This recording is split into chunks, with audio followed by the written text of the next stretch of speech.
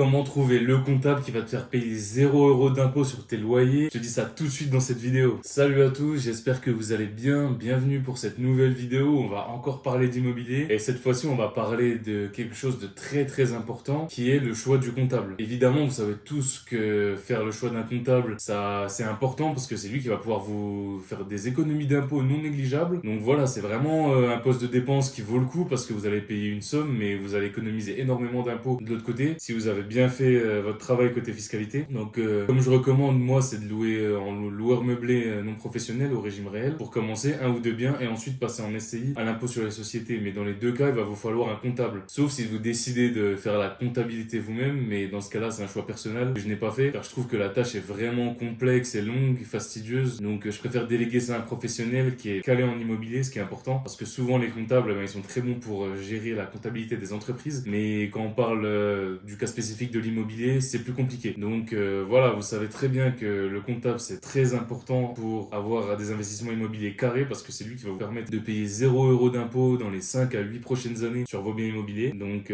voilà, pour trouver un bon comptable, c'est comme pour trouver un bon locataire, comme pour trouver des bons artisans, tout va se faire sur le feeling. Bien évidemment, c'est une question de feeling, mais comment choisir le bon comptable? Eh bien, il n'y a pas de secret, il faut parler avec lui demander des renseignements, voir si le feeling passe bien avec le comptable. Il faut qu'il soit capable de vous expliquer qu'est-ce qu'il entreprend dans votre comptabilité avec des mots simples pour que ce ne soit pas du charabia pour vous et que vous compreniez les tenants et les aboutissants. Il faut également faire le choix de différentes manières de faire votre comptabilité. Est-ce qu'il y a deux choix qu'on va parler dans cette vidéo? On va expliciter. Donc le premier, c'est le choix d'un comptable physique avec ses avantages et ses inconvénients. Et le deuxième, c'est le choix d'un comptable en ligne avec ses avantages et ses inconvénients. Donc voilà, il n'y a pas de réponse parfaite. C'est comme avec les locataires. Il faut avoir un bon feeling avec le comptable parce qu'il va faire partie de votre équipe. Comme j'ai dit, en investissement immobilier, on peut pas être spécialiste de tout. Donc il faut trouver une équipe de choc qui va vous permettre d'avancer et vraiment que l'équipe soit compétente. Avec un bon comptable, un bon banquier, des bons artisans pour faire les travaux. Et voilà, tous les corps de métier qui vont travailler pour vous permettre d'acquérir des biens immobiliers rentables et que vous allez mettre en location avec des locataires de qualité. Donc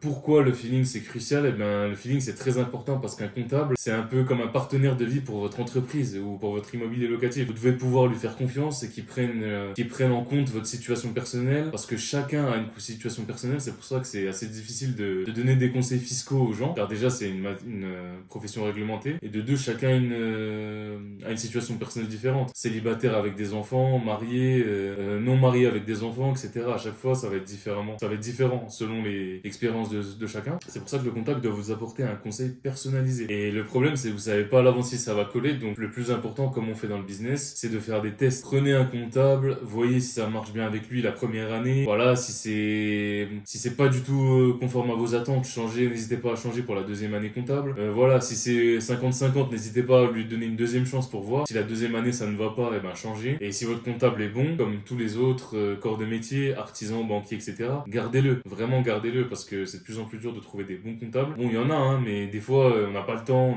de chercher à droite à gauche, on n'a pas le temps de comparer 6 comptables entre eux. Donc vraiment, quand vous avez trouvé chaussure à votre pied, gardez-le. Donc tout d'abord, on va parler du comptable physique. Le comptable physique, le gros avantage, c'est que ça va être du conseil sur mesure. En effet, ça va être du conseil sur mesure parce que vous allez le voir, il va être là physiquement avec vous, vous allez faire des visioconférences avec lui, il va avoir plus de temps pour vous. Bien évidemment, je vous conseille de prendre une petite entreprise comptable, un comptable qui vient de démarrer ou quoi, et qui est spécialisé dans l'immobilier, parce qu'il va vous permettre de donner du conseil sur mesure, il va avoir le temps pour vous pour faire un call. Il va pas se cacher derrière des excuses pour ne pas vous prendre au téléphone ou parce qu'il n'a pas le temps, parce qu'il sur les dossiers, etc. Donc voilà, prenez un comptable avec un bon contact humain qui s'adapte à votre cas en comptabilité physique, si vous l'avez choisi. Des petits cabinets qui démarrent parce ils ont plus de temps de prendre des calls avec vous, etc. Et bien sûr, n'hésitez pas à le voir en présentiel si vous avez la chance. Essayez de lui demander de prendre un café avec lui s'il est dans votre ville, ou mieux un repas, un dîner, etc. Comme ça, vous allez pouvoir parler d'immobilier en même temps, vous allez pouvoir parler de vos affinités personnelles, de vos projets immobiliers personnels, parce qu'il n'y a pas que le travail dans l'investissement immobilier. Et également, le but c'est d'apprécier le processus quand on crée une entreprise. Donc l'immobilier c'est comme créer une entreprise, le but c'est d'apprécier le processus et de partager des bons moments avec vos interlocuteurs. C'est pas que boulot, etc.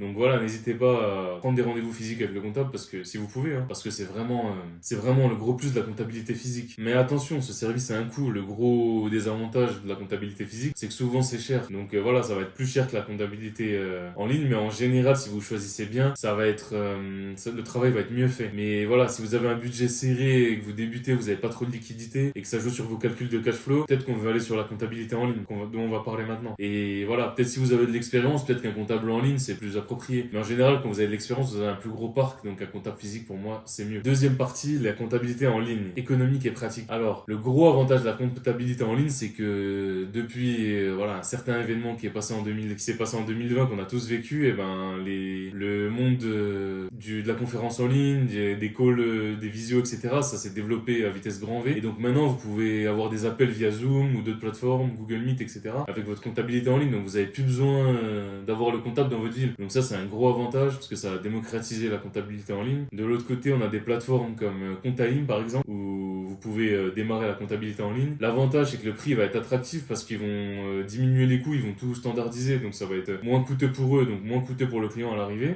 Vous allez pouvoir tout gérer à distance aux manières d'une gestion électronique de documents, donc une GED. Donc en gros, c'est un Google Drive, hein. Vous allez poser vos documents et le comptable va les recevoir. Il va pouvoir faire tout ce qu'il faut pour vous, votre liasse fiscale, etc. Ensuite, il va vous envoyer un imprimé fiscal unique qui va vous dire, ben voilà, dans la case AB, vous mettez tel chiffre, dans la case BC, tel chiffre, et basta, c'est plié, vous faites votre comptabilité, vous êtes tranquille. Ça, c'est l'avantage. Maintenant, le désavantage, c'est que si vous avez 2 colocations, un studio, 3 immeubles, dont la moitié avec du Airbnb, eh ben ça va être plus compliqué de vous faire du conseil. Eux, ils vont avoir beaucoup de clients, ils vont avoir moins de temps à vous accorder, ils vont avoir moins de temps avec vous pour faire du conseil, donc voilà. Donc ils vont avoir moins de temps pour vous, donc ça va être plus dur de les avoir au téléphone. Moi, avec l'entreprise que je vous ai citée, ça se passe très bien pour avoir des rendez-vous téléphoniques de temps en temps, mais bon, c'est plus compliqué qu'avec un comptable physique, je pense. Donc voilà. Et en période fiscale, les rendez-vous sont annulés, parce que c'est pas possible d'avoir un rendez-vous, parce que bien évidemment, ils sont très occupés avec voilà, à faire la fiscalité de tous les clients, donc ils n'ont pas le temps de prendre des rendez-vous téléphoniques à ce moment-là, alors qu'avec un comptable physique, je pense que c'est plus simple, forcément, car eux, de janvier à un tel mois, je sais plus, au mois de mai, je crois, les rendez-vous sont totalement bloqués, alors qu'avec votre petit comptable de famille, je pense que ça va pas être le cas. Mais voilà, le désavantage, c'est qu'on va être honnête, on va être loin de l'expérience avec le comptable physique, les rendez-vous sont plus rares, les conseils sont plus généralistes. Si vous êtes quelqu'un qui aime poser beaucoup de questions, ça va pas le faire, je pense. Donc voilà, comment choisir, comme je vous ai dit au début, tout dépend de votre style de gestion et vos besoins. Donc voilà, si vous êtes débutant, vous avez besoin de plus de conseils personnalisés, qu'on vous prenne par la main, optez pour un comptable physique qui va tout vous expliquer. Si vous avez un patrimoine complexe aussi, je vous recommande le comptable physique, parce que si vous avez 4 immeubles, 2 appartements en copropriété,